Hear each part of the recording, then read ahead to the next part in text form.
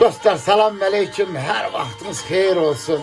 Bugün Türk dünyasının hürmetli şaire kızı Saadet Ana Buta yaradıcılığından güzel bir şiir paylaşıram benim özlerim. Saadet Ana yazır ki qara papaq tərəkəmə yurduna, and içmeye hakkı saya qonak gəl. Ağırlar, əzizlər ellərim səni, könlün istər hansı soya qonak gəl. Ayağının altına sərərlər xalı, düzərlər süfrəyə qaymağı, balı. Bəzənib geyərlər yaşılı, alı, gəlişin çevirlər toya qonak gəl.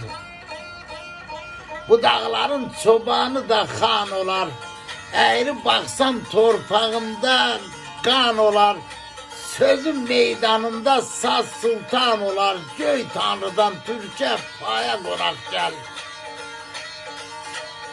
Bizim elde çöreğe and içerler, dost yolunda candan baştan keçerler, qədəminə kuzu kurban keserler, kış soyuqdur dostum yaya qonak gəl. Göylerin köksünde Türk'ün nişanı, dünya damarında kaynayır kanı. Görmek istəyirsən Azerbaycan'ı, o Altay'dan bu Altay'a çırak gel. Buta kurban hakkı saya qonak gel. Buta kurban hakkı saya qonak gel.